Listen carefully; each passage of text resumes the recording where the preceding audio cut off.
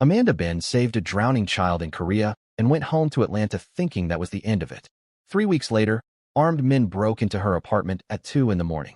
The kid she pulled from the ocean wasn't just any child. He was the son of Korea's most dangerous mafia boss, Park Sung-woo, and his enemies thought Amanda was his secret weakness. They gave her 48 hours to get back to Korea, or her family would be next. If you want to know how a PhD student from Georgia ended up married to the head of Busan's underworld, hit that like button and subscribe because this story is about to get wild.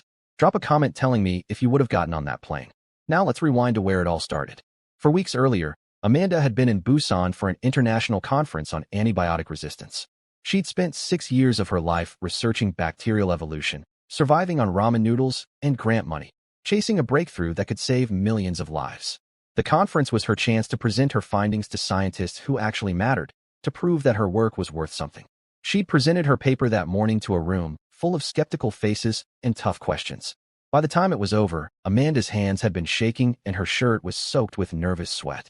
But 3 research directors had asked for her contact information. 3. It felt like winning the lottery. Her colleague Dr. Kim had insisted on celebrating. "You can't come to Busan and not see Haeundae Beach," she'd said with a smile. "Best beach in Korea. You need to relax after that presentation." So Amanda had found herself on a crowded beach on a perfect June afternoon, the sun warm on her skin, the sound of waves mixing with children's laughter and K-pop blasting from nearby speakers. She'd bought an overpriced ice cream and found a spot to sit, watching families play in the surf. For the first time in months, she'd felt the knot of stress in her shoulders begin to loosen. That's when she'd heard the screaming. At first, Amanda had thought it was just kids playing. The beach was full of noise and chaos. But something about this scream was different. Desperate. Terrified. She'd stood up, scanning the water, and spotted a small figure thrashing about 30 feet from shore. A child, maybe 6 or 7 years old, going under and coming back up, his small arms flailing. People on the beach were pointing, shouting, but nobody was moving. A man in a black suit near the water's edge was yelling into a phone, his face twisted with panic, but he wasn't going in. Amanda didn't think. She just ran. She hit the water at full speed, her sundress immediately soaking through, weighing her down.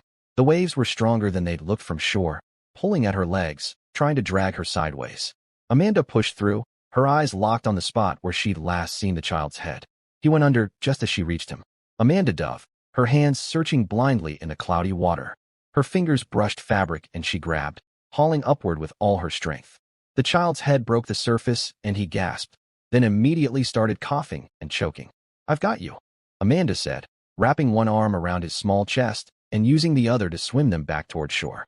"You're okay. Just breathe." But the boy wasn't breathing right. His lips were turning blue and his eyes were rolling back. Amanda's training kicked in.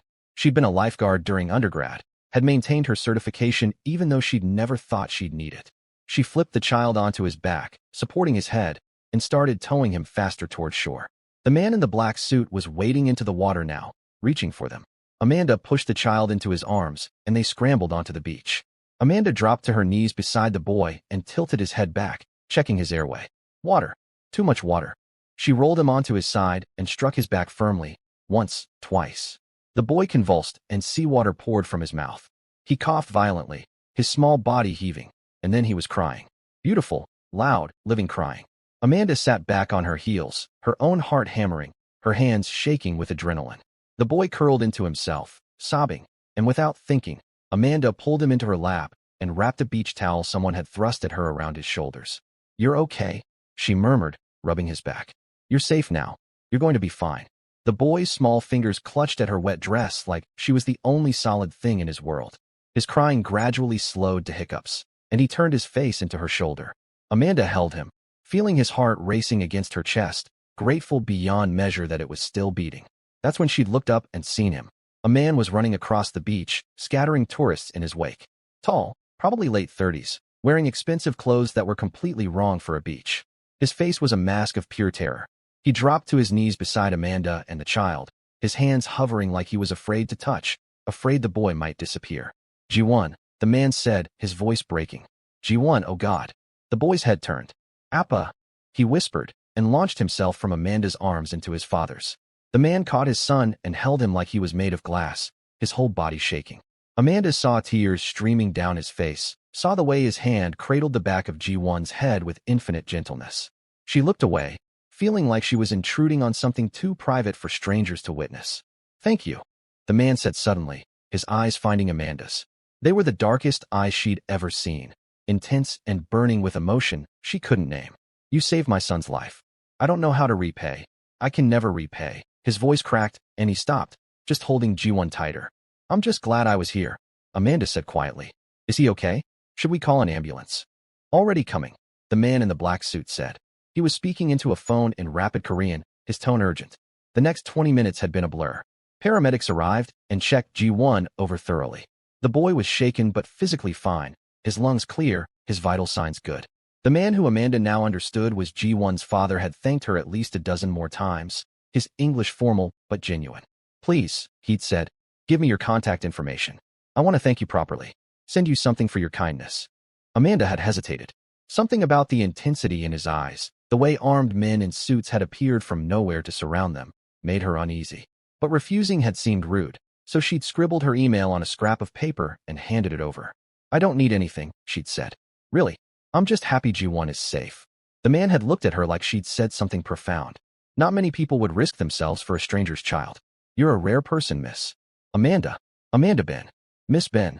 He bowed slightly, a gesture of deep respect. "I am Park Sung-woo. You have given me back the most precious thing in my world. I will not forget this." Amanda had smiled, accepted one more tearful hug from Ji-won who'd whispered, "Thank you, swimming lady," in broken English, and then she'd walked away. Back to her hotel, back to her conference, back to her normal life. She'd told the story to her colleagues over dinner that night, and they'd all agreed she was a hero. Dr. Kim had joked that she'd probably saved some CEO's kid and would get a fancy thank you gift. Amanda had laughed it off. She'd done what anyone would do. Seen a child in danger and acted. That was it. End of story. Except it wasn't the end. Not even close. 3 weeks later, Amanda was back in Atlanta, buried in her research, preparing for her dissertation defense. She was on the phone with her lab partner Sarah, laughing about their professor's terrible attempt at understanding TikTok, when her apartment door exploded inward. Amanda's coffee mug slipped from her fingers and shattered on the hardwood floor. 3 men in black masks flooded into her living room, moving with military precision. Sarah's scream echoed from the dropped phone before one of the men crushed it under his boot. Amanda's brain screamed at her to run, but her legs had turned to stone. One of the men grabbed her arm hard enough to bruise and shoved her down onto her couch. Her roommate Lisa was already there, sobbing so hard her whole body convulsed. "What do you want?" Amanda managed to say, hating how her voice shook. "We don't have money. We're students." The tallest man pulled out his phone and held it inches from Amanda's face. The screen showed a photograph of her at Houndy Beach, soaking wet, holding Ji-won wrapped in a towel. The little boy's face was pressed against her shoulder, his small hands clutching her dress. Amanda's stomach dropped. "I don't understand. You remember this child?" the man asked in perfect English. "Yes. He almost drowned. I pulled him out of the water." Amanda's mind raced. "Is he okay? Did something happen to him?" "That child is Park Ji-won. His father is Park Sung-woo." The man said the name like it should mean something. Amanda shook her head, confused and terrified. "I met his father. He seemed nice. What does this have to do with me?" The man's expression hardened. "Park Sung-woo controls everything that moves through Busan's ports. Drugs, weapons, money laundering. People who cross him disappear. He's one of the most dangerous men in South Korea, and you saved his only son." The room tilted. Amanda gripped the edge of the couch to keep from falling. "I didn't know. I just saw a kid drowning. I didn't know who he was." "Lee Sing-woo knows who you are now," the man continued. "Park's rival. He's seen the photographs of you with Ji-won. He's seen Park's gratitude. He thinks you're important to Park, which makes you leverage." "That's insane," Amanda said. "I saved a drowning child and went home. I'm nobody to Park Sung-woo." The man pulled out a second phone and played a video. Amanda's heart stopped. The footage showed her mother leaving Grady Hospital after her nursing shift. A black SUV was parked across the street, its occupants clearly watching her mother walk to her car. The timestamp was from 3 hours ago. "Your mother works night shifts on Tuesdays and Thursdays," the man said flatly. "Your younger brother takes the bus home from basketball practice at 6:15. Your father teaches Sunday school at Ebenezer Baptist Church every week." He paused, letting the implications sink in. "Lee Sing-woo's people are watching all of them right now. You have 48 hours to get to Korea and accept Park's protection. If you don't, Lee will kill them one by one to prove Park can't protect what matters to him." Lisa sobbed harder. Amanda felt like someone had replaced her blood with ice water. "This can't be happening. I saved a kid's life. That's all I did." "You became part of Park Sung-woo's world the second Ji-won grabbed your hand," the man said. "And in that world, Mercy is weakness and gratitude is vulnerability. Lee won't ignore this opportunity. You're caught between two monsters now, whether you like it or not. Could you make the choice Amanda had to make? Your family's safety or your freedom? Drop a comment and let me know. Amanda's mind spun through impossible calculations. Call the police and tell them what? That the Korean Mafia was threatening her family because she'd saved a child? They'd think she was insane. Run, but where? These people had found her in Atlanta. They knew her mother's schedule, her brother's routine, her father's Sunday school class. There was nowhere to hide. What happens if I go to Korea? Amanda asked, her voice barely above a whisper. Park Sung-woo will keep you safe at his compound in Busan. Lee Sang-woo won't be able to touch you or your family. When the situation is resolved, you can return to your life. When will that be? The man's expression didn't change. That depends on how quickly Park eliminates the threat. Could be weeks. Could be months. Months. Amanda thought about her dissertation defense scheduled for next week. 6 years of research, of 18-hour days and sacrificed social life, and living on ramen noodles. Her advisor's face when she didn't show up. The whispers that she'd cracked under pressure. Her career, everything she'd worked for, gone. But then she thought about her mother's warm laugh. Her brother Marcus shooting hoops in their driveway, trash-talking like he was in the NBA. Her father's terrible dad jokes during Sunday dinner. Their faces if Lee Sang-woo made good on his threat. There wasn't really a choice at all. I need to call my family, Amanda said quietly. No. The man shook his head firmly. Lee's people are monitoring your family's phones. Any warning could trigger an immediate attack. You disappear tonight. Park's people will protect your family from a distance until you're safely in Korea. Then we'll establish a cover story. What kind of cover story? Research fellowship abroad. Sudden opportunity you couldn't pass up. Your university will receive a generous grant to replace you temporarily, and your advisor will receive documentation from a prestigious international pharmaceutical consortium interested in your antibiotic resistance work. The man checked his watch. You have 5 minutes to pack. Choose wisely. Amanda stood on shaking legs and walked to her bedroom like she was moving through water. Everything felt surreal, disconnected. Her hands trembled as she pulled her battered suitcase from the closet. What did you pack when your entire life was being ripped apart? She grabbed clothes without really seeing them. Jeans, shirts, her favorite cardigan that her grandmother had knitted, her laptop with all her research files, the external hard drive with 6 years of data, her phone charger, toiletries. Her hands hesitated over the framed photograph from last Christmas, all of them crowded together in her parents' living room, her father's arm around her mother, Marcus making bunny ears behind Amanda's head. She tucked it into the suitcase carefully. Lisa appeared in the doorway, mascara streaking her face. Amanda, this is crazy. We have to call someone. The FBI, the police, someone. And say what?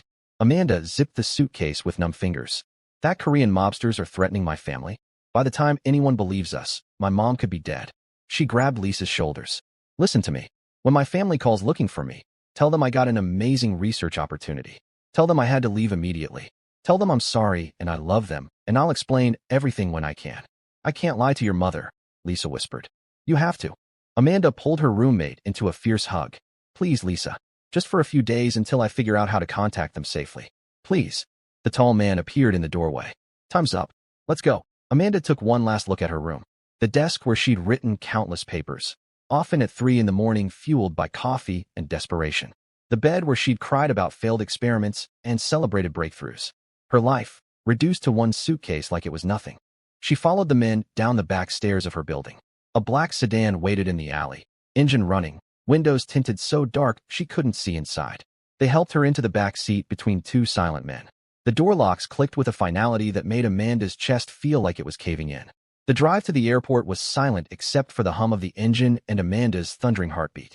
She watched Atlanta's familiar streets blur past the window. The coffee shop where she'd spent hundreds of hours studying. The park where she'd jogged every morning. The library where she'd had her first breakthrough. Everything she knew, everything that made sense, disappearing behind her. At the airport, they bypassed the main terminal entirely, driving directly onto the tarmac. A private jet waited under the floodlights, stairs extended like an invitation to a nightmare. Amanda had never been on a private plane before. Under any other circumstances, she might have been excited. Move, one of the men said, gesturing toward the stairs with his gun. Amanda climbed aboard on shaking legs, dragging her suitcase behind her. The jet's interior was all cream leather and polished wood, luxury that felt obscene given the circumstances. A flight attendant with a practiced smile and empty eyes gestured to a plush seat. Amanda collapsed into it and fumbled with the seat belt, her fingers clumsy. Through the window, she watched Atlanta's lights grow smaller as they took off, climbing into the night sky. Somewhere down there, her mother was probably getting ready for bed after her shift at the hospital. Marcus was likely playing video games in his room, headphones on, completely oblivious. Her father would be reading his worn Bible in his favorite armchair, making notes for Sunday's lesson. None of them knew their lives had just been threatened. None of them knew Amanda had been forced onto a plane to a foreign country. They'd wake up tomorrow, and their world would seem normal, not knowing everything had changed. Amanda pulled out her phone with trembling hands. Still had service for now. She opened her messages to her mother and typed, "Mom, something incredible just happened. Got offered a last-minute research fellowship in Korea, full funding, working with top scientists in my field. I know the timing is terrible with my defense coming up, but this opportunity won't come again. I had to take it. Please don't worry. I'll call as soon as I'm settled. I love you so much." She hit send before she could second-guess the lie. Watched the message show as delivered. Imagined her mother's face when she read it in the morning, the confusion and pride mixing together. The guilt tasted like acid in Amanda's throat. The flight was 14 hours of hell. Amanda couldn't sleep, couldn't eat the gourmet meal the flight attendant offered, couldn't focus on anything except the disaster her life had become. She pulled out her laptop and pretended to review her research notes, but the words blurred together meaninglessly. Her dissertation was on how antibiotic-resistant bacteria evolved under pressure, how they adapted to survive in hostile environments. The irony wasn't lost on her. She was being forced to adapt to a hostile environment now. Except, unlike bacteria, she had no evolutionary advantage. Just fear and anger and a desperate hope that this nightmare would end. When they finally landed in Busan, dawn was breaking over the city, painting the sky in shades of pink and gold. Amanda had been here just 3 weeks ago, had thought the city was beautiful with its mountains meeting the ocean. Now it looked like a prison. More black cars waited on the tarmac. Different men, same dead eyes and efficient movements. They transferred her from the plane to a car without a word. Amanda sat in the back seat, watching Busan wake up through the tinted windows. Morning commuters heading to work. Students in uniforms walking to school. Normal people living normal lives while Amanda's was falling apart. They drove through the city and into the hills, the buildings gradually changing from modern high-rises to traditional structures, then to nothing but trees and winding roads. The compound appeared suddenly around a sharp curve, hidden from casual view by the landscape itself. Tall stone walls topped with cameras and sensors. Iron gates that looked like they could withstand a tank. The gates swung open smoothly at their approach, and Amanda got her first real look at where she'd be imprisoned. The main house was stunning, she had to admit. Traditional Korean architecture blended seamlessly with modern security features. Sweeping rooflines and elegant wooden beams, but also bulletproof glass and reinforced doors. Gardens with carefully manicured paths, but also armed guards patrolling every corner. Beauty and violence existing side by side. The car stopped in front of the main entrance. A woman in her 50s stood waiting, her posture perfect, her expression unreadable. She wore an elegant navy suit and her gray-streaked hair was pulled back in a sleek bun. Everything about her radiated controlled efficiency. "Miss Ben," the woman said in crisp English as Amanda climbed out of the car. "I am Mrs. Kong. I manage Mr. Park's household. Please, come inside. You must be exhausted from your journey."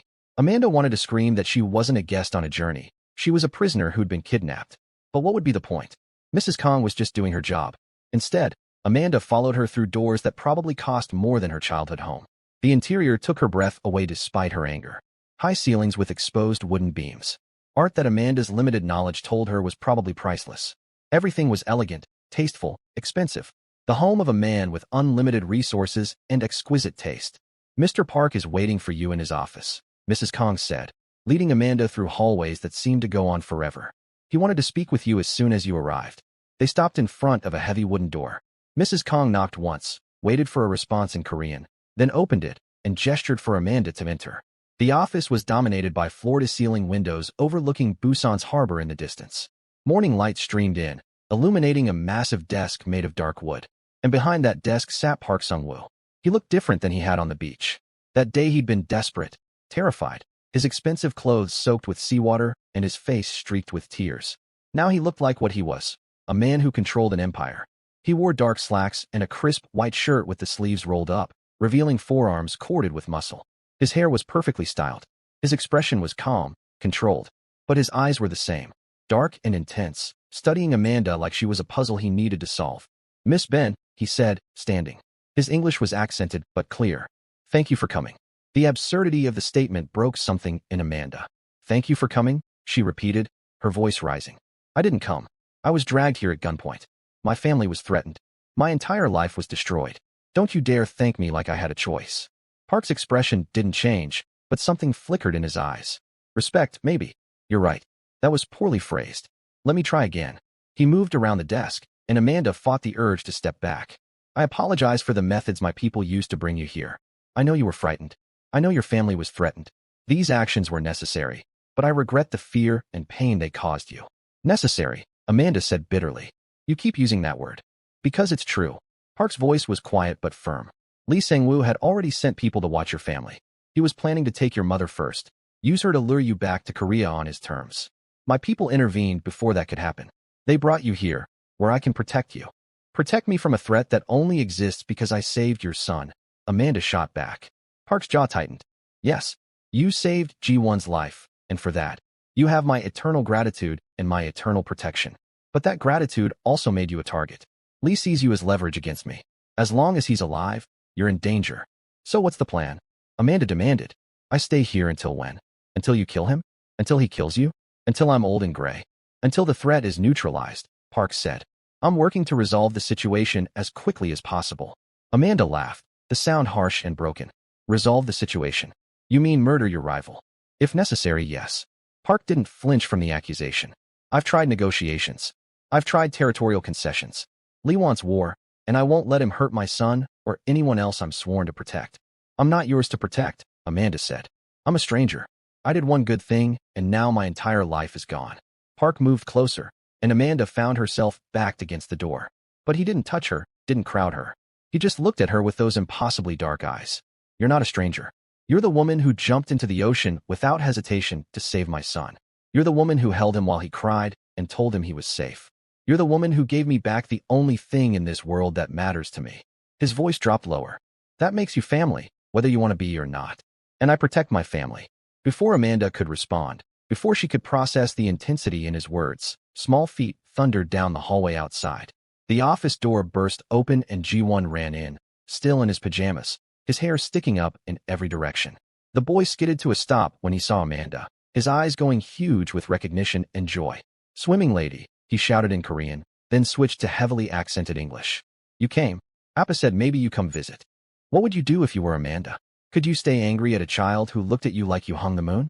Let me know in the comments. And don't forget to hit that subscribe button because this story is about to get even more intense. Ji-won didn't wait for Amanda to respond. He ran straight to her and threw his arms around her waist, his face pressed against her stomach. Amanda stood frozen, not sure what to do with her hands. This child had no idea that saving his life had cost her everything.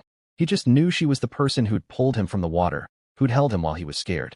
You're really here, Ji-won said, looking up at her with those bright, trusting eyes. I told Appa you were nice. I told him you'd come back. Ji-won, Park said gently in Korean, then switched to English. Miss Bin is very tired from traveling. Let her breathe. Sorry, Ji-won said, but he didn't let go. Instead, he grabbed Amanda's hand. Will you stay? Can you teach me more English? Appa says my English needs practice. Amanda looked down at this 7-year-old boy whose rescue had destroyed her life.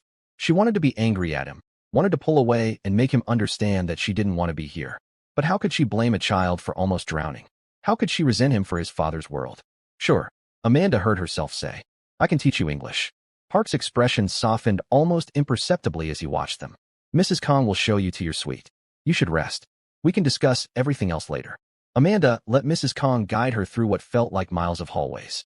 The compound was enormous, a maze of traditional Korean architecture mixed with modern luxury. They finally stopped at a door in what Mrs. Kong called the East Wing. This will be your room, Mrs. Kong said, opening the door. If you need anything, press the button by the bed, and someone will come immediately. The suite was bigger than Amanda's entire apartment in Atlanta. Floor-to-ceiling windows overlooked the ocean in the distance. A king-sized bed with silk sheets dominated one wall. There was a sitting area with a couch and chairs that looked like they'd never been used, a desk with a high-end computer and printer, and a bathroom that belonged in a 5-star hotel. Mr. Park wants you to be comfortable, Mrs. Kong said. Breakfast is served at 7, lunch at noon, dinner at 6. If you need meals at other times, the kitchen staff is available 24 hours. Your clothes will be laundered and returned within hours. Is there anything you need right now? Can I leave? Amanda asked bluntly. Mrs. Kang's expression didn't change. The compound grounds are open to you. You may walk the gardens, use the library, the gym, the pool. The gates, however, remain locked. For your safety. So I'm a prisoner. You're a guest under protection, Mrs. Kong corrected carefully. There's a significant difference, Miss Ben. After Mrs. Kong left, Amanda sat on the edge of the enormous bed and finally let herself fall apart. Silent tears streamed down her face as the reality crashed over her like the waves that had almost taken Juwan. Her dissertation defense was in 5 days. Her advisor would be furious. Her research committee would think she'd flaked, that she couldn't handle the pressure. 6 years of work gone. Her phone buzzed. Messages from her mother. Sweetie, what fellowship? Why didn't you tell us you applied? Call me as soon as you can. From Marcus. Korea? That's dope, sis. Send pics. From her father. Very proud of you, baby girl. God has big plans for you. The guilt was suffocating. Amanda typed out responses, keeping up the lie about the amazing research opportunity, hating every word. She couldn't tell them the truth. Couldn't tell them that Korean mobsters had threatened their lives, that she was trapped in a compound, that their safety depended on her cooperation. She lay back on the bed and stared at the ceiling, exhaustion pulling at her like an undertow. When she finally slept, she dreamed of drowning, of reaching for the surface and never quite breaking through. Amanda woke up disoriented, sunlight streaming through unfamiliar windows. For one blessed moment, she thought she was still in Atlanta, that everything had been a nightmare. Then she remembered. The armed men. The plane. Park Sung-woo's dark eyes telling her she was family now, whether she wanted to be or not. Someone had left a tray of food on the desk while she slept. Rice, grilled fish, soup, kimchi, and fresh fruit. Amanda's stomach growled despite everything. She couldn't remember the last time she'd eaten. She picked at the food mechanically, barely tasting it. At 9:30, there was a soft knock on her door. Mrs. Kong entered with an armful of clothes. Mr. Park thought you might need these until your own clothes are laundered. I've estimated your size, but if anything doesn't fit, please let me know. The clothes were beautiful and clearly expensive. Designer labels Amanda recognized from magazines she'd never been able to afford. It felt wrong to accept them, like accepting Park's charity, his control over her life. But her own clothes were dirty from travel, and she needed something to wear. Thank you, Amanda said stiffly. Mr. Park requests your presence in his office at 10, Mrs. Kong added. He wishes to discuss the arrangements for your stay. Amanda wanted to refuse, to stay locked in this beautiful cage of a room and pretend none of this was happening. But what would be the point? She was here. Park was in control. She might as well hear what he had to say. At 10 o'clock, Amanda found herself back in Park's office. He looked up from his laptop when she entered, and something flickered across his face. Appreciation, maybe, seeing her in the clothes he'd provided. Amanda's jaw tightened. Miss Ben, Park said, standing. Please sit. Can I get you anything? Coffee, tea. I want to go home, Amanda said, remaining standing. That's all I want. Park's expression didn't change. I understand. Unfortunately, that's not possible right now. But I can make your time here as comfortable as possible. Comfortable, Amanda repeated flatly. I'm a prisoner in a foreign country because I saved your son's life. There's no making this comfortable. You're not a prisoner, Park said, a hint of frustration creeping into his voice. You're under protection. Protection I never asked for. From a threat that only exists because of you. Amanda's anger finally boiled over. Do you understand what you've taken from me? My dissertation defense is in 4 days. For days. I've spent 6 years working toward this moment. My entire career depends on it. And you've made it impossible for me to be there. Park was quiet for a long moment. Your advisor received a call this morning from Dr. Heinrich Müller, director of the International Pharmaceutical Research Consortium. Dr. Müller explained that they've been following your work on antibiotic resistance with great interest. They've offered you a fully funded research fellowship to continue your work here in Korea, in collaboration with Seoul National University's top microbiologists. Amanda's mouth fell open. What? Your defense has been postponed with the full support of your committee. They understand that opportunities like this are rare. When you return to Atlanta, you'll defend your dissertation with additional research and funding that will make your work even stronger. Park's voice was calm, factual. I promised you that I wouldn't let your career be destroyed. I keep my promises. You can't just manipulate my entire life like this, Amanda said, but her voice lacked conviction. Because what he was describing was actually better than what she'd had before. More funding, more resources, collaboration with top scientists. I can. And I did, Park said simply. Would you prefer I let your advisor think you simply vanished? Let your reputation be destroyed? This way, your academic standing remains intact. Your career continues. When this is over and you return home, you'll have both your degree and prestigious research credentials. It was logical, practical, and it made Amanda furious because he was right. I hate that you're making sense, she said through gritted teeth. I'm trying to give you back what I took, Park said quietly. I know it's not the same. I know you resent being here, but I'm doing everything I can to minimize the damage to your life. While keeping me locked up. While keeping you alive, Park corrected. Lee Sang-woo doesn't make empty threats. If you'd stayed in Atlanta, you'd be dead within a week. Your family would be grieving. Your research would be unfinished. Is that better than this? Amanda wanted to argue, but the words stuck in her throat. Because he was right. She hated it, but he was right. Before she could respond, the door burst open and Ji-won ran in, his backpack bouncing on his shoulders. Appa, I finished my homework early. Can I? Oh. He saw Amanda, and his whole face lit up like sunrise. Swimming lady, you're still here. Her name is Amanda, Park corrected gently. And yes, she's staying with us for a while. Ji-won bounced on his toes with barely contained excitement. Can she have lunch with us? Please. I want to practice English and show her my drawings. Park looked at Amanda, and she saw a silent plea in his eyes. Don't hurt my son by saying no. Don't make him feel like a burden. For all his power and control, in this moment Park was just a father who loved his child desperately. Amanda thought about refusing just to spite him.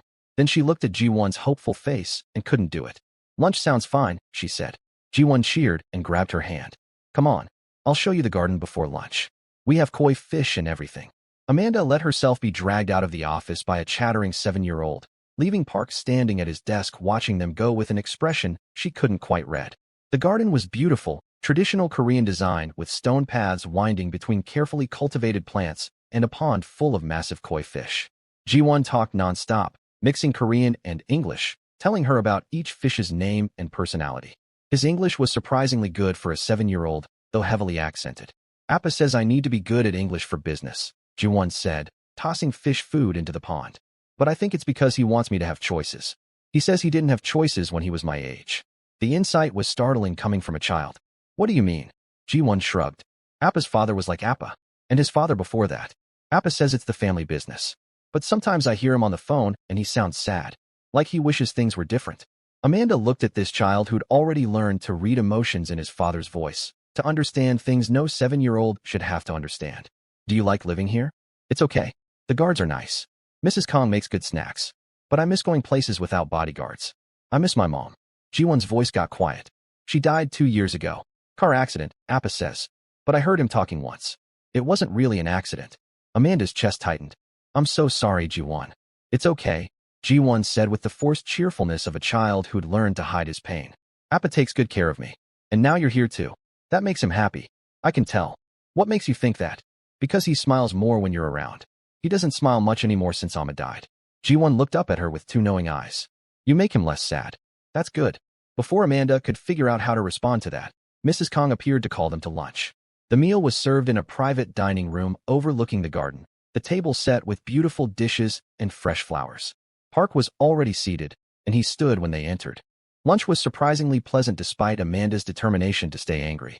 Ji-won dominated the conversation, telling stories about his school and his friends, asking Amanda a million questions about America and science, and everything else his curious mind could think of. Park sat quietly, occasionally correcting Ji-won's English or answering questions, but mostly just watching the two of them with that same unreadable expression. Do you have brothers or sisters? Ji-won asked Amanda. One brother. Marcus. He's 17, plays basketball. Can he teach me basketball? Ji-won asked eagerly. He's in America, sweetie, Amanda said, the reminder making her chest ache. Oh, Ji-won's face fell. Do you miss them? Your family. Every second, Amanda admitted. I'm sorry you're sad, Ji-won said seriously. Then he brightened. But you can be part of our family while you're here. Right, Appa? Park's eyes met Amanda's across the table. If Amanda wants to be. The offer hung in the air between them, weighted with meaning Amanda wasn't ready to unpack. She was safe from having to respond when Ji-won started telling another story about his friend's pet hamster. After lunch, Ji-won begged Amanda to help him with his English homework. She found herself in his room, which was surprisingly normal. Toys everywhere, posters of soccer players on the walls, drawings tacked up with magnets. They sat at his desk working through vocabulary words, and Amanda felt some of her anger drain away despite her best efforts. This wasn't Ji-won's fault. He was just a kid who'd almost died and had the good fortune to be saved by someone nearby. He didn't ask for his father's world. He didn't choose this life. Thank you for helping me, Ji-won said when they finished. You're nice? I'm glad you're here. Amanda looked at this sweet, broken child and felt her defenses crack. I'm glad you're okay, Ji-won. I'm glad I was there that day on the beach. Me too, Ji-won said, then yawned hugely. Will you come back tomorrow? For more English practice? Yeah, Amanda said. I'll come back. That night, Amanda couldn't sleep. She wandered the compound's halls, learning its layout. Past the library full of books in multiple languages. Past the gym where off-duty guards worked out. She found herself on a terrace overlooking the ocean, the sound of waves both familiar and painful. You should be sleeping. Amanda spun around. Park stood in the shadows, a glass of whiskey in his hand. He'd changed from his formal clothes into simple black pants and a t-shirt. His hair was slightly mussed. He looked different like this. Younger. More human. Couldn't sleep, Amanda said. Too much on my mind. Park moved to stand beside her at the railing, keeping a respectful distance. Ji-won talked about his mother today. It wasn't a question. He did. What did he tell you? Amanda hesitated, then decided honesty was easier than dancing around it. That she died because of your world. That you blame yourself. Park's grip on his glass tightened, his knuckles going white. My wife, Yoon-mi, was a kindergarten teacher. Gentle, kind, nothing like me. I thought I could keep my work separate from my family. I was arrogant and stupid. His voice was rough with old pain. Lee Sang-woo had her killed in a car accident that wasn't an accident. He wanted to weaken me, and it worked. I'm sorry, Amanda said, and meant it. Don't be. It was my fault. She wanted to leave me a year before she died. She saw what my life was becoming, and she was afraid for Ji-won. But I was selfish. I loved her, so I convinced her to stay. I promised I'd keep her safe. Park's laugh was bitter. We see how well I kept that promise. The raw pain in his voice made Amanda's anger seem petty by comparison. That's why you're so protective of Ji-won. He's all I have left of her. The only good thing I've ever created in this world of violence and blood. Park finally looked at her, and the grief in his eyes was staggering. If Lee killed him too, there'd be nothing left of me worth saving. They stood in silence for a long moment, the sound of the ocean filling the space between them. Amanda found herself seeing Park differently. Not just the criminal who'd upended her life, but a father terrified of losing his son. A widower still bleeding from a wound that would never fully heal. A man trapped by the legacy of violence he'd inherited. Ji-won said I make you less sad. Amanda said quietly. Park's expression shifted, something vulnerable flickering across his face. He's perceptive for his age. Sees things adults try to hide. Is it true? Park turned to face her fully. Yes. Watching you with my son, seeing your kindness to him when you have every reason to resent us both, it reminds me that goodness still exists in the world. That not everything is corruption and violence. You remind me of who I used to want to be before I became what I am. The intensity in his voice made Amanda's breath catch. You can't put that on me. I can't fix you, Park. I can't make your choices for you. I know, Park said. I'm not asking you to fix me. I'm just telling you the truth. You've changed something here. Made this place feel less like a fortress and more like a home. Made Ji-won smile more in 3 days than I've seen in months. Before Amanda could respond, before she could figure out what to do with this confession, her phone buzzed urgently in her pocket. She pulled it out, and her heart stopped. A text from an unknown number with a photo attached. The photo showed her brother Marcus leaving basketball practice, completely unaware of the black car following him at a distance. The message below the photo read, "Tell Park Sung-woo his protection isn't as good as he thinks. We can reach anyone, anywhere. You have 24 hours to convince him to meet my terms, or the boy dies first." Amanda's hands shook so badly, she nearly dropped the phone. Park was beside her instantly, taking it from her trembling fingers. His face went cold and hard as he read the message. Lee, he said, the single word carrying the promise of violence. My brother, Amanda whispered. He's going to kill Marcus. Park was already pulling out his own phone, barking orders in rapid Korean. Within seconds, lights were coming on all over the compound. Guards mobilizing. Car starting. Park turned back to Amanda, and she saw the same terror in his eyes that she felt. I'm sending a team to protect your family right now, Park said. Lee won't get near them. You promised they'd be safe, Amanda said, tears streaming down her face. You promised. And I'll keep that promise. Park gripped her shoulders. Look at me, Amanda. I will not let Lee Sang-woo hurt your family. Do you understand? I will burn his entire operation to the ground before I let him touch them. Amanda wanted to believe him. She needed to believe him. Because if anything happened to Marcus, to her parents, she'd never forgive Park. And she'd never forgive herself for saving Ji-won and condemning her own family. Have you ever had to choose between saving one person and protecting another? Drop your thoughts in the comments below, and make sure you're subscribed because the next part of Amanda's story is going to leave you speechless. Park spent the next 3 hours on the phone, coordinating protection details for Amanda's family in Atlanta while she paced his office like a caged animal. Every minute that passed felt like an eternity. Every time her phone buzzed, her heart stopped, terrified it would be another photo, another threat. Finally, Park ended his last call and turned to her. Your brother is safe. My people intercepted Lee's team 2 blocks from the school. Your parents have armed security now too, watching from a distance. They don't know about it, but they're protected. Amanda's legs gave out. She sank into a chair, her whole body shaking with relief. Are you sure? Are you absolutely sure? I'm sure. Park poured her a glass of water and pressed it into her hands. Lee made a mistake tonight. He revealed his people in Atlanta. Now I know exactly who they are, and they're being dealt with. Dealt with, Amanda repeated, understanding what he meant. People were going to die tonight because Lee had threatened her brother. The thought should have horrified her, but instead she felt a savage satisfaction. They'd threatened Marcus. They deserved whatever Park did to them. You should rest, Park said gently. It's been a long day. I can't sleep. Every time I close my eyes, I see that photo of Marcus. Amanda's voice broke. He has no idea how close he came to dying tonight. Park sat down across from her, his expression heavy with understanding. I know that fear. I live with it every day with G1. The knowledge that my world, my choices, make him a target. How do you stand it? Amanda asked. The constant fear? I don't. I just keep moving forward, keep building higher walls, keep eliminating threats before they can reach him. Park's jaw tightened. But it's never enough. There's always another enemy, another person who wants to use my son to hurt me. Like Lee using me to hurt you. Yes. Park met her eyes. I'm sorry you're caught in this, Amanda. But I meant what I said. I protect what's mine, and whether you accept it or not, you're mine to protect now.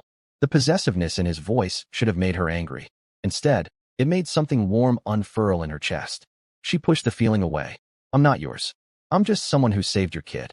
You're someone who jumped into the ocean without hesitation, who held my son while he cried and made him feel safe, who's been teaching him and making him laugh despite resenting every moment you're here. Park leaned forward. You're extraordinary, Amanda, and I won't apologize for wanting to keep you safe. Amanda didn't know what to say to that. She was saved from having to respond by a soft knock on the door.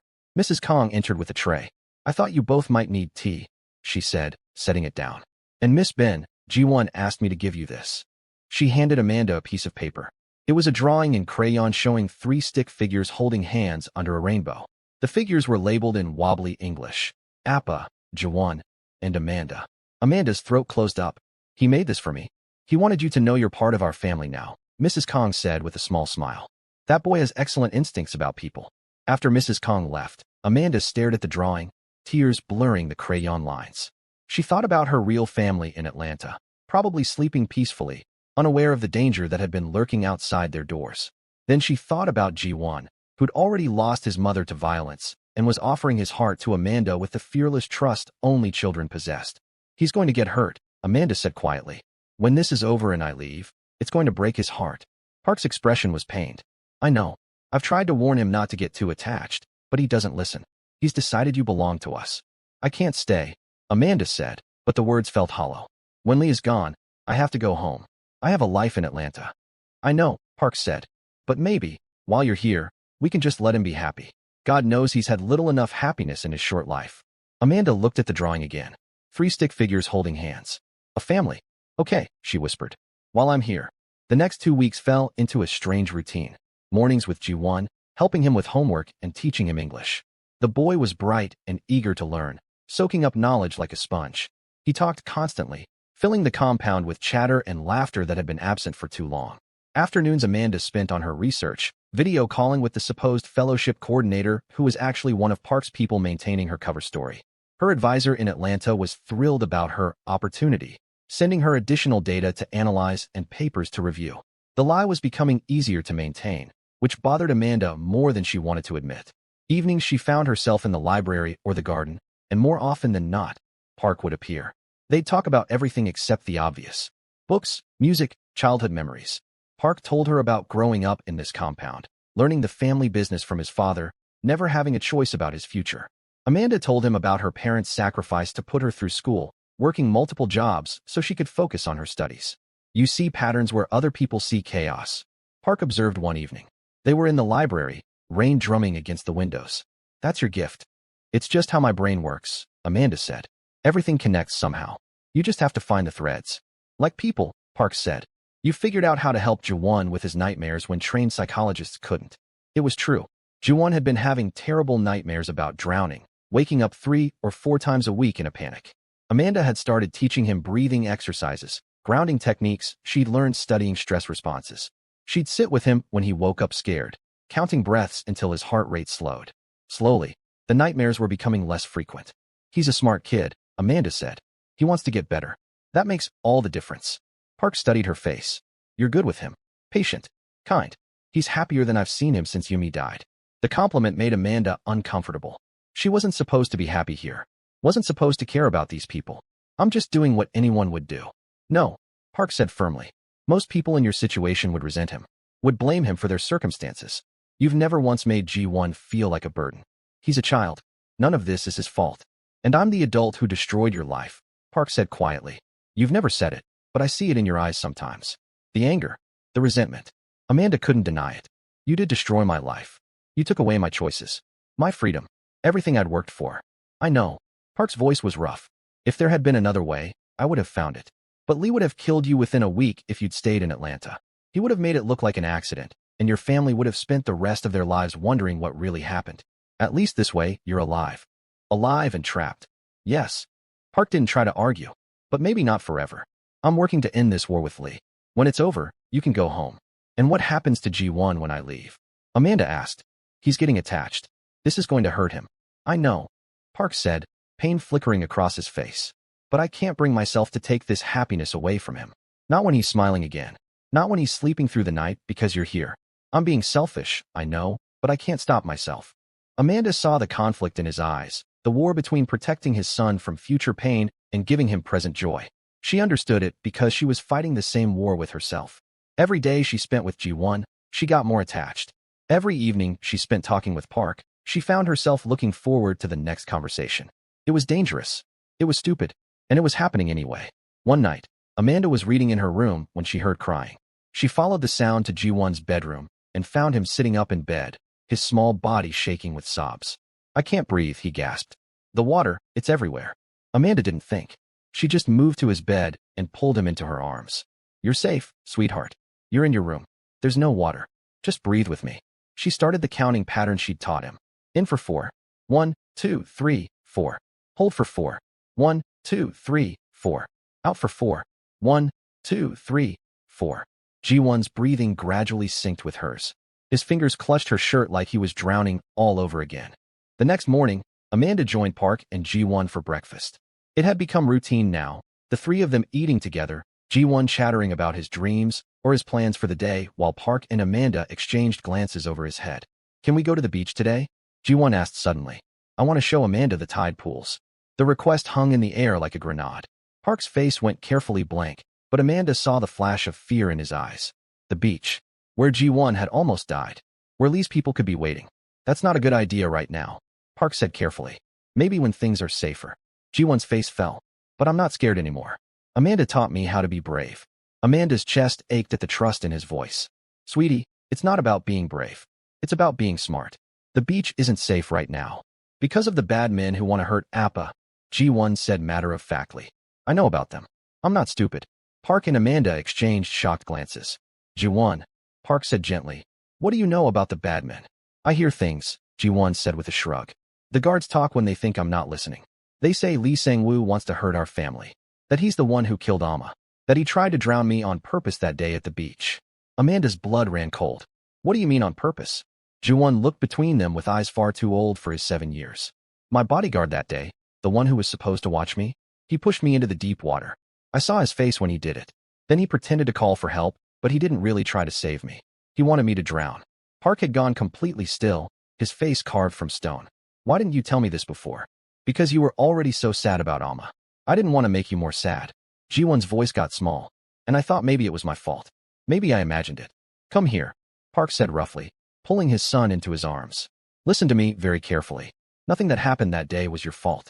Do you understand? Nothing. Amanda's mind was racing. The bodyguard had been working for Lee. The drowning wasn't an accident at all. It was an assassination attempt on a 7-year-old child. And if Amanda hadn't been there, if she hadn't jumped in when she did, Ji-won would have died while his own bodyguard watched. What happened to the bodyguard? Amanda asked quietly. Park's eyes met hers over Ji-won's head. The look in them was pure murder. He disappeared the day after the beach incident. His body was found 3 days later. Amanda should have been horrified. Instead, she felt savage satisfaction. The man had tried to kill a child. He'd gotten exactly what he deserved. Lee Sang-woo has been trying to destroy me for years, Park said, still holding Ji-won. He killed my wife. He tried to kill my son. And now he's threatening you and your family because you saved G1's life. This ends now. What are you going to do? Amanda asked. Park's expression was cold and final. I'm going to finish this. Tonight. Would you risk everything to protect the people you love? Even if it meant becoming someone you never thought you'd be? Drop your thoughts in the comments. Amanda's stomach dropped. What do you mean tonight? Park carefully disentangled himself from G1. Mrs. Kong, he called out, and she appeared so quickly she must have been waiting nearby. Please take G1 to his music lesson. But Appa, G1 protested. Now, son. Park's voice was gentle but firm. The adults need to talk. After G1 left, reluctantly holding Mrs. Kang's hand, Park turned to Amanda. Lee's made too many moves. Shown too many of his cards. My intelligence team has located his main compound. Tonight, while he thinks I'm still reacting defensively, I'm going on the offensive. You're going to kill him, Amanda said. It wasn't a question. Yes. Park didn't flinch from the truth. And everyone in his inner circle who knew about the attempts on G1's life. This ends tonight, one way or another. Amanda should have argued. Should have told him there had to be another way, something less violent. But she thought about G1's small voice saying the bodyguard had pushed him into the water. She thought about her brother Marcus being followed home from basketball practice. She thought about Park's wife Yoonmi, killed in a fake car accident. How can I help? She asked. Park stared at her. Amanda, no. You're not getting involved in this. I'm already involved. Lee threatened my family. He's been using me as leverage against you. I want him stopped as much as you do. Amanda's voice was steady despite her racing heart. So tell me how I can help. Park studied her face for a long moment. There's a charity gala tomorrow night. Lee will be there. He donates to children's hospitals to maintain his legitimate businessman facade. It's public, respectable, full of witnesses. He'd never expect an approach there. So you're going to the gala? No. I can't get close to him in public without raising suspicions. My face is too well known in these circles. Park paused. But yours isn't. You're just an American researcher, no connection to my world that anyone knows about. Amanda's pulse jumped. You want me to approach him? I want you to make contact. Tell him you're tired of being my prisoner. That you want to make a deal. He's arrogant enough to believe you'd betray me. Park's jaw tightened. But it's too dangerous. I shouldn't have even suggested it. But it could work, Amanda said, her mind already racing through the possibilities. He thinks I resent you. He thinks I'm just a civilian caught up in something I don't understand. I could convince him I want out. And then what? He kills you the moment you're alone with him? Not if I'm wearing a wire. Not if your people are positioned nearby. Amanda grabbed Park's arms. You said Lee's weakness is his arrogance. Let's use that against him. Let him think he's won, that he's turned me against you. Then when he reveals his plans or makes a move, you strike. Park looked torn between admiration and terror. You're talking about using yourself as bait. I'm already bait. At least this way, I have some control. Amanda's voice was fierce. I'm tired of hiding. Tired of waiting for him to attack. Let me help end this. They argued for another hour. Park listed a dozen reasons why it was too dangerous. Amanda countered every objection with logic and determination. Finally, exhausted and desperate, Park pulled her into his arms. If anything happens to you, he said against her hair, his voice rough with emotion, I won't survive it. Do you understand? I thought I was dead inside after Yumi. Then you walked into my life and made me feel things again. Made me remember what it's like to want something beyond revenge and protection.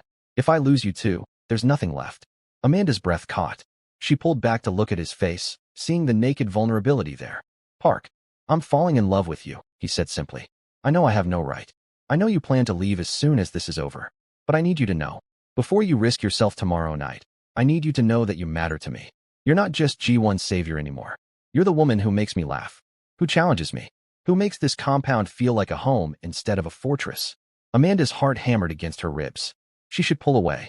Should remind him that this was temporary. That she had a life waiting in Atlanta. But looking into his dark eyes, seeing the love and fear and hope mixed together, she couldn't lie.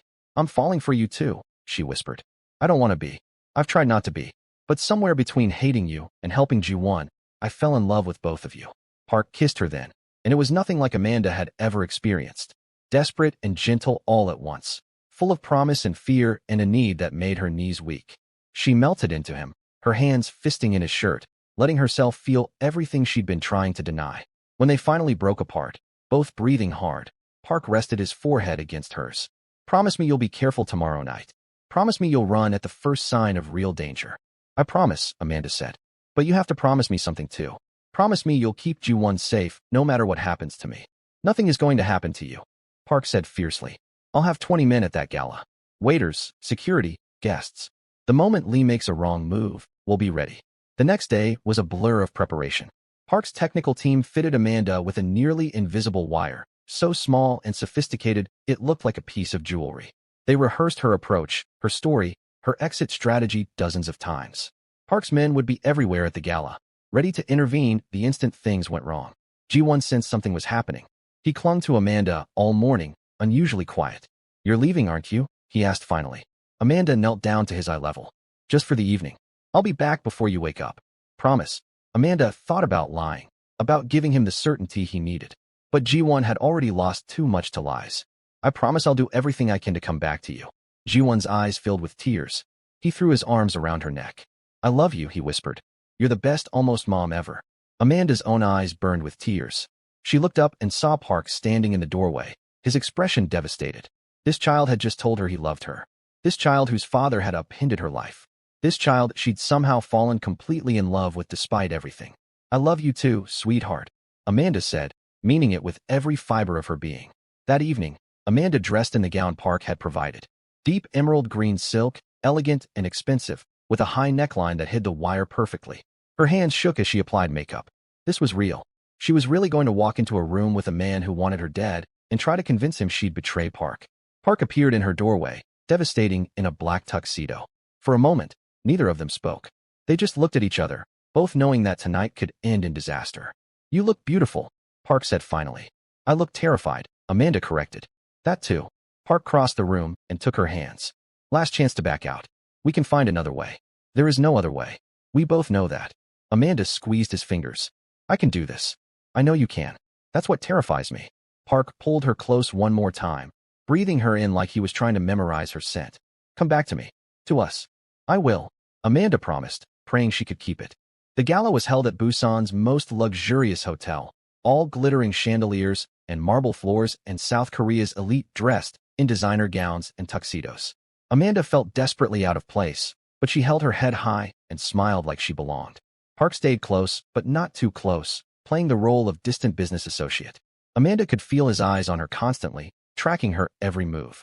His men were scattered throughout the ballroom, blending in perfectly. To anyone watching, it just looked like a normal charity event. Amanda spotted Lee Sang-woo across the room, and her stomach churned with fear and hatred. He was tall and handsome in a cold, reptilian way, wearing an expensive suit and surrounded by beautiful women and powerful men.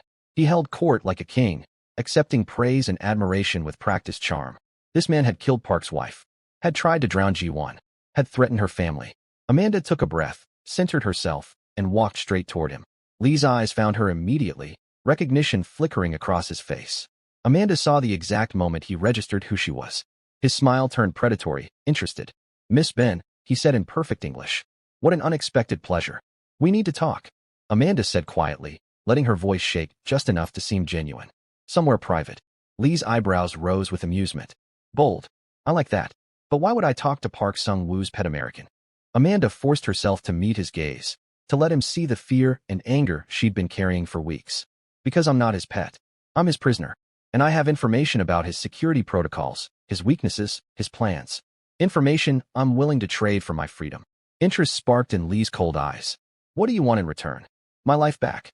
My family's safety. A way out of this nightmare I never asked to be part of." Amanda let her voice crack. "I saved a kid from drowning, and Park trapped me in his world. I want out, and you're the only person powerful enough to guarantee it." Lee studied her face, calculating. Amanda's heart pounded so hard she was certain he could see it through her dress. The wire felt like it was burning against her skin. Park's voice echoed in her memory. "At the first sign of real danger, you run." Finally, Lee smiled. "Let's discuss this in my private suite. Much more comfortable than this crowded ballroom." Every instinct Amanda possessed screamed at her to refuse, to run back to Park's side and abandon this insane plan. But she thought about Ji-won's nightmares. About Marcus being followed home from school. About 3 more years of this war with no end in sight. "Lead the way," Amanda said. As she followed Lee toward the elevators, Amanda caught Park's eye across the ballroom. His face was a mask of control, but she could see the terror underneath. She gave him the smallest nod. "Trust me, I can do this." The elevator doors closed, and Amanda was alone with a man who wanted her dead. Lee stood too close, studying her like a predator sizing up prey. "You know," Lee said conversationally, "when I first heard about the American woman who saved Park's son, I thought you were nobody." Just some tourist in the wrong place at the wrong time. But you've become much more interesting since then. I'm not interesting, Amanda said, forcing her voice to stay steady. I'm just desperate. Desperation makes people do fascinating things. The elevator dinged, and the doors opened to reveal a penthouse suite. Lee gestured for her to enter first. After you. The suite was enormous, floor-to-ceiling windows overlooking Busan's glittering skyline. But Amanda barely noticed the view. She was too focused on staying alive, on getting Lee to reveal enough information for Park's team to move in. Lee poured himself a drink, deliberately not offering her one. Power play. He wanted her off balance, scared. So, he said, settling into a leather chair. Tell me about Park's security protocols. Amanda had rehearsed this part with Park's team. She needed to give Lee enough information to seem credible without actually compromising anyone's safety. He's tripled the guards since your last attack. New surveillance systems, biometric scanners at every entrance. But there's a blind spot in the east perimeter cameras. 30 seconds, maybe less, but it's there. Lee's eyes gleamed. Interesting. What else? He's planning to move G1 to a safe house in Jeju Island. Thinks the compound is too exposed after the breach. They're leaving in 3 days. Amanda let her voice drop to a whisper. I can tell you the exact route they're taking. The timing. The security detail. Everything. And why would you betray the man protecting you? This was the critical moment. Amanda let all her real anger, all her genuine resentment about being trapped here, bleed into her voice. Because he's not protecting me. He's holding me hostage. I saved his son's life, and this is how he repays me? By destroying my career? By trapping me in his compound like a prisoner? I want my life back. I want to finish my PhD and go home to Atlanta and forget any of this ever happened. Lee sipped his drink slowly, considering. Park must care about you quite deeply. Otherwise, why keep you so close? Why not just hide you away somewhere anonymous? Amanda's pulse spiked, but she kept her expression neutral. He cares about controlling me. About making sure I don't become a liability. That's all this is. I don't think so. Lee stood and moved closer, invading her personal space. Amanda forced herself not to step back. I've had people watching Park's compound. The way he looks at you through the windows. The way he positions himself between you and any potential threat. That's not control, Miss Ben. That's attachment. Fear sliced through Amanda's chest. This wasn't going according to plan. You're wrong. Am I? Lee's hand shot out and grabbed her arm, yanking her toward him hard enough to bruise. Let me tell you what I think really happened here. Park sent you to gather information, to draw me out. You're wearing a wire right now, aren't you? And his men are positioned throughout this hotel, waiting for my confession so they can move in. Amanda's blood ran cold. You're paranoid. I'm careful. Lee dragged her toward the window, his grip painful. But you've done something much more valuable than gathering intelligence. You've confirmed exactly what I suspected. Park Sung-woo is in love with you. That's insane, Amanda said, trying to pull away. Is it? Lee pulled out his phone with his free hand. Let's test that theory. I'm going to call Park and tell him I have you. We'll see how quickly the great Park Sung-woo abandons his principles to save one woman. He won't come, Amanda said desperately. I told you, I'm nobody to him. Then you'll die proving it. Lee's smile was cruel. But I don't think that's how this ends. I think Park will come running, willing to trade anything to get you back. And when he does, I'll finally have the leverage I need to destroy him completely. Before Lee could dial, the suite's door exploded inward with a deafening crash. Park stormed in with 6 armed men, his gun trained directly on Lee's head.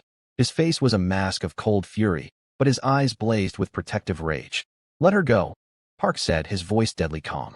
Lee smiled and yanked Amanda against him, producing a knife from somewhere and pressing the blade to her throat. Amanda felt the sharp edge bite into her skin, felt a warm trickle of blood run down her neck.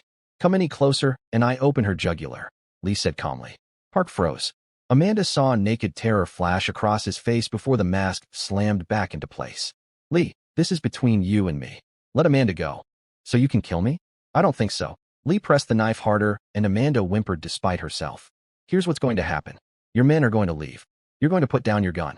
And then we're going to have a very long conversation about how you're going to hand over your entire operation to me. If you refuse, I kill her slowly while you watch. Then I go to Atlanta and kill her family one by one. Then I find that precious son of yours and finish what I started at the beach. Don't do it, Amanda gasped out. Park, don't you dare. Shut up, Lee hissed in her ear, the knife biting deeper.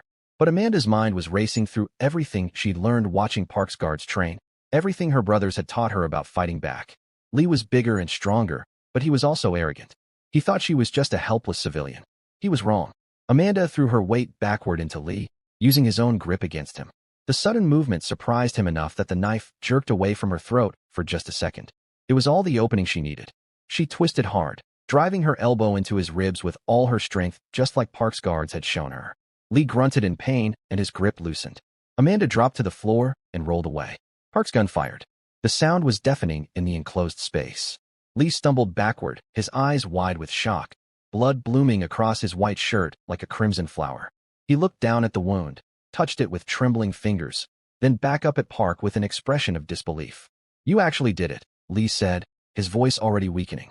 "You chose her over everything." "Every time," Park said coldly. Lee collapsed, his blood staining the expensive carpet. One of Park's men moved forward to check his pulse, then shook his head. "He's dead." It was over. Just like that. The man who'd terrorized them for years, who'd killed Yunmi and tried to kill Jawan, who'd threatened Amanda's family and destroyed her life, was dead on the floor of a luxury hotel suite. Amanda should have felt something. Horror, guilt, satisfaction. Instead, she felt numb. Empty. Like she'd used up all her emotions and had nothing left. Then Park was there, pulling her into his arms, his hands frantically checking her for injuries. "Are you hurt? Did he cut you badly? Talk to me, Amanda." "I'm okay," Amanda heard herself say. "It's just a scratch." Park's hands were shaking as he pressed his jacket against the cut on her throat. "You could have died. When I saw that knife at your throat, I thought," his voice broke. "I couldn't breathe, couldn't think. All I could see was losing you." Police sirens wailed in the distance, getting closer. Park's men were already moving, securing the scene, wiping down surfaces, preparing the story they'd tell. Self-defense. An American researcher attacked by a known criminal. Park Sung-woo arriving just in time to save her. It would work. Park had enough money and influence to make it work. "We need to go," one of Park's men said urgently. "Before this gets complicated." Park lifted Amanda into his arms like she weighed nothing and carried her out of the suite, down service stairs, through kitchen corridors, out into an alley where cars were already waiting. Amanda rested her head against his chest, listening to his racing heartbeat, and let herself be carried away from the scene of her first encounter with real violence. Back at the compound, Jiwon was still awake despite the late hour, pacing in the main hall with Mrs. Kong trying to calm him. The moment he saw Amanda, he launched himself at her with a cry of relief. "You came back," he sobbed into her shoulder. "You promised, and you came back." Amanda held him tight, tears finally breaking through her numbness. "Of course I came back. I'll always come back to you." Park watched them with an expression that made Amanda's heart ache. Love and gratitude and hope all mixed together on his face. When Jiwon finally released her, and Mrs. Kong took him off to bed, Park pulled Amanda close again. "I meant what I said in that suite," he told her quietly. "I choose you. Over my pride, my empire, everything. I choose you every time." Amanda looked up at this man who'd kidnapped her, who'd turned her world upside down, who'd somehow become the center. The next 3 months passed in a blur of normalcy that felt anything but normal. Lee's death made international news for about a week before fading into the background noise of Korean organized crime. Park's lawyers handled the official investigation with the efficiency that came from years of practice. Self-defense. Wrong place, wrong time. An American researcher caught up in gang violence. The story held because Park made it hold. Amanda's family called constantly those first few weeks, terrified by the news reports. She lied with increasing ease, telling them she was fine, that she'd been nowhere near the actual violence, that her security detail had kept her completely safe. Her mother wanted her to come home immediately. Her father prayed for her safety every night. Marcus thought the whole thing was like a movie. "You should go see them," Park said one evening. They were on their usual terrace, watching the sunset paint the ocean in shades of orange and gold. "Your family misses you. You could take a week, go home for a visit." Amanda thought about Atlanta, her apartment that Lisa was still maintaining, her research lab, her advisor who kept sending her data and expecting analysis, her life that was waiting for her like a photograph in a drawer, preserved but not quite real anymore. "Maybe," she said. "Soon." But weeks turned into months, and she didn't book a flight. She told herself she was waiting for the perfect time, but the truth was simpler and more complicated. She didn't want to leave. Jiwon had stopped having nightmares almost entirely. He was thriving, his English improving daily, his laughter filling the compound. He'd stopped calling Amanda swimming lady and started calling her Amanda Mom when he thought the adults weren't listening. Mrs. Kong had caught him once and gently corrected him, but the boy had just shrugged. "She's like a mom," he'd said simply. "She makes Appa happy, and she helps me when I'm scared. That's what moms do." Park had told Amanda about the conversation later, his voice rough with emotion. "I told him not to pressure you, that you have your own life in America." "What did he say?" "He said home is where your family is, and we're your family now." Park had looked at her with those dark eyes full of questions he wasn't asking. "Are we, Amanda? Your family?" Amanda hadn't been able to answer then.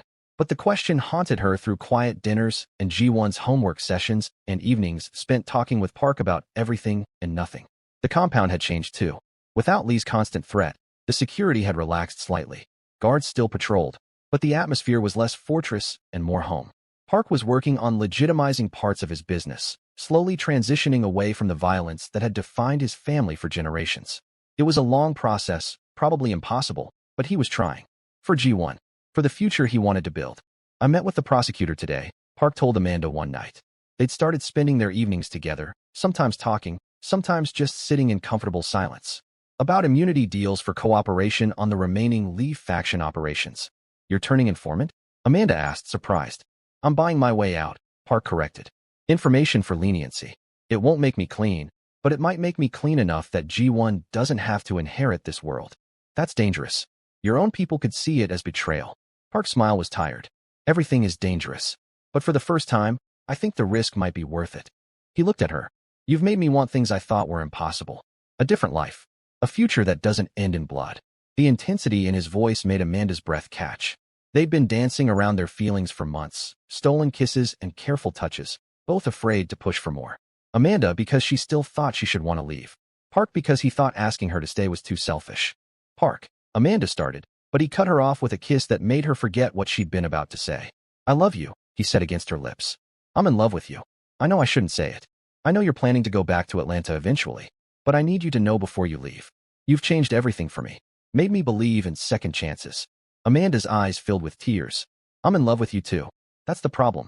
I wasn't supposed to fall for you. I was supposed to hate you for taking my life away. But instead I found a life I didn't know I wanted. Amanda touched his face, feeling the stubble on his jaw. A family I didn't know I needed. A home in the last place I expected to find one. Then stay, Park said, his voice raw with hope and fear. Not as my prisoner. Not out of obligation. But because you want to. Because you choose this. Choose us. What about my career? My PhD? I've worked my whole life. Finish it here. Seoul National University is one of the best research institutions in the world. I have connections there. Or finish it remotely and defend from Atlanta when you're ready. But come back. Make your home here. With me and G1. Park's hands framed her face. I'm not asking you to give up your dreams. I'm asking you to build new ones with us. Amanda thought about her tiny apartment in Atlanta. About her lab that felt more like a prison than this compound ever had. About her advisor who saw her as a research assistant, not a person. About the life she'd been living before, defined by work and stress and the constant pressure to prove herself. Then she thought about G1's laughter. About the way Park looked at her like she hung the moon. About lazy Sunday mornings teaching Ji-won to make pancakes while Park read the news and occasionally stole bites from their plates. About feeling loved and valued and home for the first time in her adult life. Yes, Amanda whispered. Yes, I'll stay. Park kissed her like she'd given him the world, and maybe she had. When they finally broke apart, both of them were crying and laughing at the same time. Ji-won is going to lose his mind, Park said. He's been asking me for weeks when you're going to marry me and become his real mom. Amanda's heart stuttered. Marry. Eventually, Park said quickly. I'm not proposing right now. I'm just saying that's where this leads for me. You and me and Ji-won. A real family. But we can take it slow. We have time now. But they didn't take it slow. 2 weeks later, Park proposed on that same terrace where they'd spent so many evenings talking. Ji-won was in on it, presenting Amanda with a ring and asking in his careful English, will you be my new mom? For real this time. Amanda had said yes through happy tears while Ji-won cheered, and Park looked at her like she was the answer to every question he'd ever asked. The wedding planning was chaos. Amanda's family flew in from Atlanta, shell-shocked by the whirlwind of their daughter's life. Her mother kept pulling her aside, asking, are you sure, in increasingly worried tones. Her father grilled Park about his intentions with all the intensity of a protective dad. Marcus thought the whole thing was the coolest story ever and kept asking Park about the business, until Amanda kicked him under the table. Your family is spirited, Park said diplomatically after a particularly loud dinner where Marcus had challenged Ji-won to a video game tournament and her mother had interrogated Mrs. Kong about the wedding menu. They're a lot, Amanda agreed. But they're mine. Ours now, I guess. Park pulled her close. I like the sound of that. Ours. The wedding was 3 months after the proposal. Amanda's advisor flew in, still believing the story about the prestigious fellowship. Her lab mates came, excited to see Korea and meet the mysterious businessman who'd swept their colleague off her feet. The guest list was an eclectic mix of scientists, Park's legitimate business associates, and a carefully vetted selection of his less legitimate connections. Ji-won was beside himself with excitement, practicing his role as ring bearer for weeks. He'd asked if he could call Amanda mom after the wedding, and Amanda had cried saying yes. Of course, nothing would make her happier. The ceremony itself was a beautiful fusion of cultures. Amanda walked down an aisle lined with white roses and cherry blossoms, wearing a stunning gown that blended traditional Korean hanbok elements with a modern silhouette. Her father gave her away with tears in his eyes. Park waited at the altar in traditional Korean wedding attire, Ji-won at his side practically vibrating with joy. When the officiant asked if anyone objected, Ji-won stage whispered, "Don't you dare," which made everyone laugh and broke the formal tension. Park's vows made Amanda cry. "You saved my son's life, and in doing so, you saved mine. You took a broken man living in darkness and showed him light again. You took a lonely child and gave him the mother he deserved. You took a house built on violence and made it a home built on love. I promise to spend every day of the rest of my life making sure you never regret choosing us." Amanda's vows were simpler, but no less heartfelt. "I came to Korea for a conference. I saved a drowning child thinking it was just a good deed. I had no idea that moment would change everything. That I'd lose the life I planned and find the life I was meant to live. That I'd find a family in the most unexpected place. I choose you, Park Sung-woo. I choose Ji-won. I choose this beautiful, complicated, perfect life we're building together." When they kissed as husband and wife, Ji-won cheered so loudly it echoed through the entire venue. During the reception, he insisted on making a toast, standing on a chair so everyone could see him. "My new mom saved my life," he said in careful English. "And then she saved my Appa's life too. And now she's saving our whole family by making us happy again. So everybody say thank you to Amanda mom." The entire room erupted in applause and laughter. Amanda caught Park's eye across the dance floor and saw the pure joy on his face. This man who'd seemed so cold and controlled that first day in his office, now openly crying happy tears at their wedding. Her mother cornered her during the reception. "Baby, are you really sure about this? You barely know him. And his world, the danger." "I'm sure, Mom," Amanda said, watching Park dance with Ji-won on his feet. "I know it seems crazy. I know it's not the life you imagined for me. But I've never been more certain of anything. He better treat you right," her mother said, but there was acceptance in her voice now. "You're glowing, baby girl. I haven't seen you this happy in years." "I am happy," Amanda admitted. Deliriously, unexpectedly, completely happy. The honeymoon was a week in Jeju Island, just the two of them, while Mrs. Kong watched Ji-won. They spent lazy days on private beaches and long nights talking about their future.